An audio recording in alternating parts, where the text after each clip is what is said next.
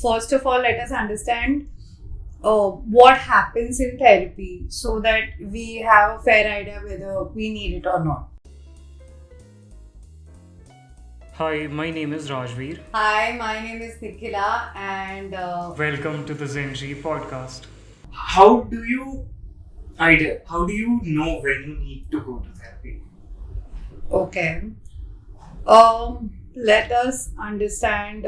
First of all, let us understand what happens in therapy so that we have a fair idea whether we need it or not. Okay.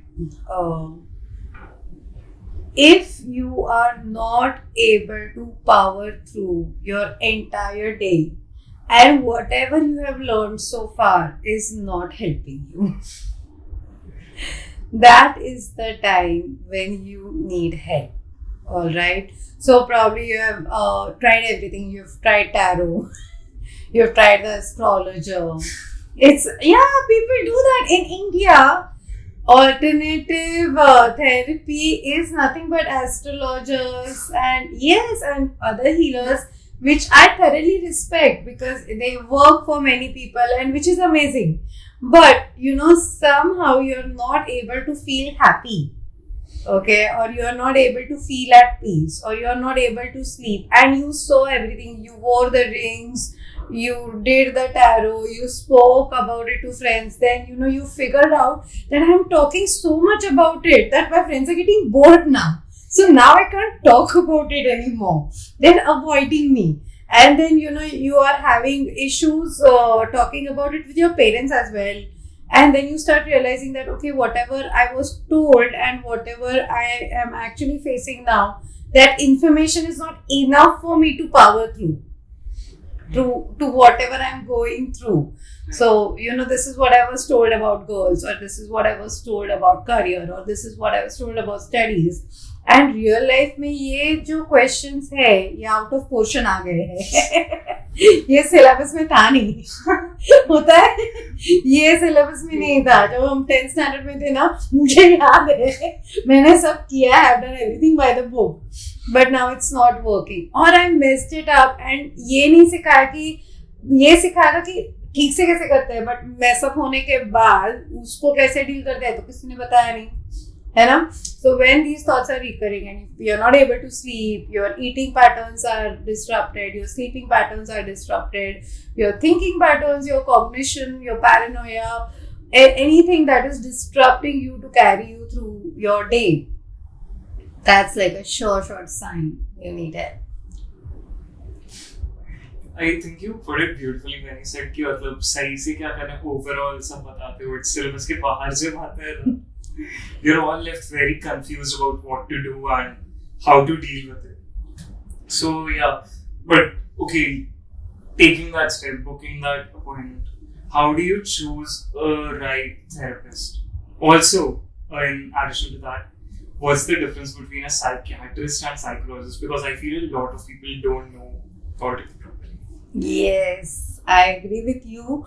So a psychiatrist is someone who has an MBBS, MD psychiatry.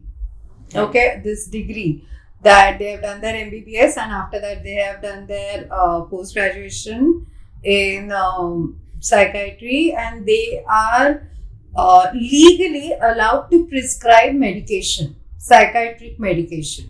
So these people are psychiatrists, okay? And a psychologist is someone who has done their MSc or their MA or their graduation and PG in the field of psychology. Okay, so a psychologist is a person you sit with and talk to. So typically a psychiatrist will not give you 1.5 hours so that you can vent out and provide cognitive behavioral therapy or talk to you about your issues and go into your childhood, dig more. Probably a psychiatrist will take your case history to decide your course of medication. That okay, if you say I'm having sleeplessness, They will ask you questions around it, decide whether you need medication to cure your insomnia or to help you with your depression. If you say stuff like, I'm not able to get out of the bed, I'm not able to even do small basic things.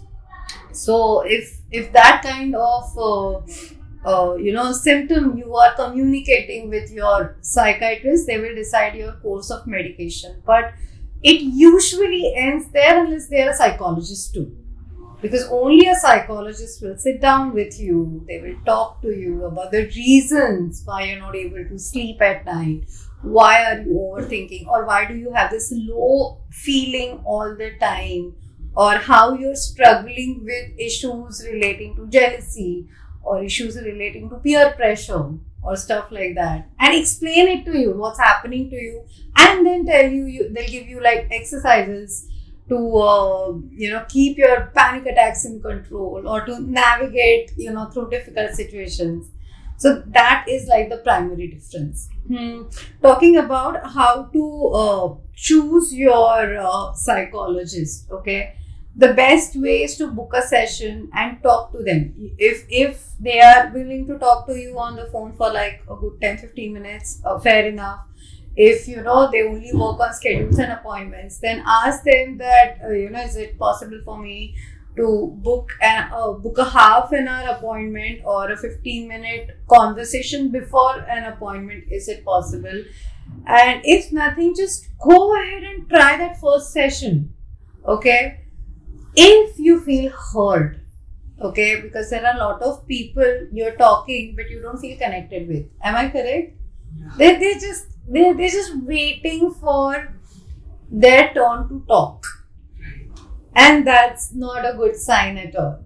So if you're feeling heard, if you feel that they empathize, and you also feel that they know what's going on with you, right? And whatever they are saying, of course, whatever they are saying, for it to work, it will take like a couple of sessions. But if you feel that whatever they are saying is at least tad bit working for you, then that's your person. But if you feel there's a disconnect, if you feel that they are not in sync with the issues that you're talking about, or they are not helping you, understand what's going on in your own head, then probably they're not your person. But if you're not feeling heard, then in therapy, that's a red flag, for sure. I've had people telling me that, Nicola, I had a bad experience in therapy before. A lot of people shut down after they have their first bad experience in therapy. That's sad. That's really sad to know. Yeah. Because either you try like 3-4 different people and see, or either if you stick to that one person, I don't know, whatever works for you, but giving up on therapy is not going to be the solution, at the end of the day. So whenever I've heard these experiences of bad therapy, the one thing that people have told me is, I did not feel heard. He was not listening. She was not listening. So I think that's your cue. A good listener, someone who empathizes with you, someone who is very good at what they're doing. They know their job well. I think you're good to go. I think I got really lucky. Thank you so much. Yeah, because first session was really, I felt good, as you said. I felt that you empathized with me, and the advice that you gave actually worked for me. Thank you so much. That's why. Yeah. That's it. So, yeah, as you talked about the difference between psychiatry and Rajveer, it's important, that your therapist does not tell you what to do more than anything. I think that people don't know our rule book. So as a therapist, I know what my rule book is, what am I allowed, what am I not allowed. But not everyone knows it. So it's my job, to follow it to the T. As a therapist, ideally I will never be telling the client what to do. I will be presenting options. ये करना है, चल नहीं, ये करना है. Is this resonating? Is this resonating? And then we come to a consensus that ठीक है, I think ये try कर सकते, ये हो जाएगा. And then that is how we proceed. So yeah, we can add that to the point too. So, thank you guys so much. Do hit us up with a lot more questions so that we can discuss that in later episodes. And please do like, subscribe, share, comment, and follow us for more such content. And if you have any questions that you want to address you want us to address in our podcast, then do type it in the comment section. Okay, do that, guys.